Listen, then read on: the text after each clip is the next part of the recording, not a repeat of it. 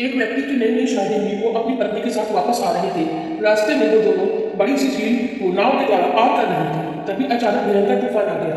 वो आदमी वीर था, लेकिन औरत बहुत डरी हुई थी, क्योंकि हालत बहुत खराब थी और नाव बहुत छोटी थी।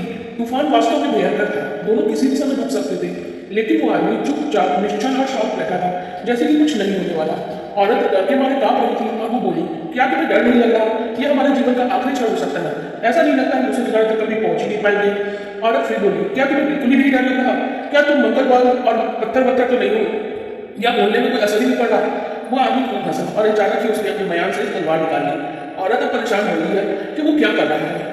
तब तक वो तलवार उस औरत की गर्दन के पास ले गया। इतना पास कि गर्दन और तलवार के बीच बिल्कुल कम फर्क बचा था, क्योंकि तलवार लगभग उसकी गर्दन को छू रही थी, लेकिन उसके मारने के विचार से नहीं। वो अपनी पत्नी से बोला, क्या तुम्हें डर लग रहा है? पत्नी हंसने लगी और बोली, जब तलवार तुम्हारे हाथ में तो मुझे कैसा डर है? जानती हूँ तुम मुझसे कितना प्यार करते हो। उसने तलवार वापस म्यान में डाल दी और बोला, मेरा यही जवाब है। मैं जानता हूँ भगवान मुझसे कितना प्यार करता है। ये तूफान हाथ में उनके हैं, और जो भी हुआ अच्छा ही हुआ। अगर हम बच गए तो भी अच्छा, और नहीं बचे तो भी अच्छा, क्योंकि सब कुछ परमात्मा के हाथ में है और वो कुछ भी गलत नहीं करेंगे। जो भी करेंगे वो हमारे भले के लिए करेंगे। हमें इस कहानी से सीख मिलती है कि हमें अपना विश्वास बनाए रखना चाहिए। व्यक्ति को उस परम पिता परमात्मा में विश्वास करना चाहिए, जिसने हमें जन्म दिया है और हमारे पूरे जीवन की रक्षा की जिम्मेदारी उन्हीं की है। हम लोग उनके विधान के लिए कुछ नहीं कर सकते हैं। जो सदैव सदैव जो प्राप्त है वो पर्याप्त है। कहानी शुरू कर देते हैं। एक जंगल में बहुत बड़ा तालाब था। उस तालाब का पानी बहुत मीठा था। गर्मी में भी वो पानी खत्म नहीं होता था, इसलिए जंगल के सारे जानवर वहाँ मीठा और ठंडा पानी पीने आया करते थे। उस तालाब के किनारे एक बहुत बड़ा पपीते का झाड़ था।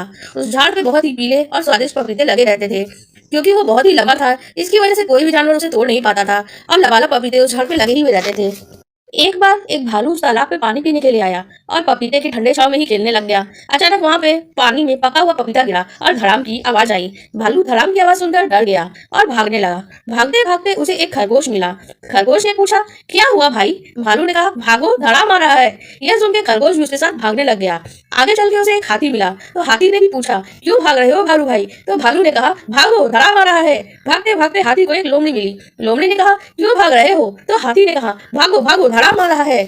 वो लोमड़ी भी जोर जोर से भागने लगी। भागते भागते उसे शेर मिला। शेर ने कहा, क्या हुआ? मम्मी ने कहा, भागो भागो, धड़ाम आ रहा है। शेर ने कहा, धड़ाम? मैं इतना ताकतवर हूँ, मेरे सारे ताकतवर पंजे, मैं किसी धड़ाम वड़ाम से नहीं डरता। बताओ ये कहाँ है, दाम निकाल देता हूँ इसका। तो उसने बोला, हाथी से पूछो।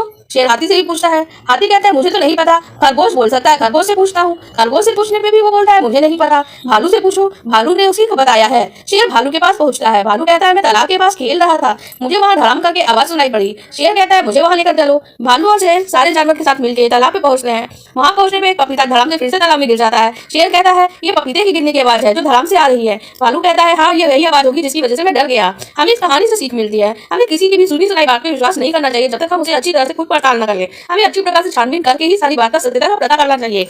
आपको हमारी ये सारी कहानियां कैसी लगी, कमेंट सेक्शन में जरूर बताइएगा।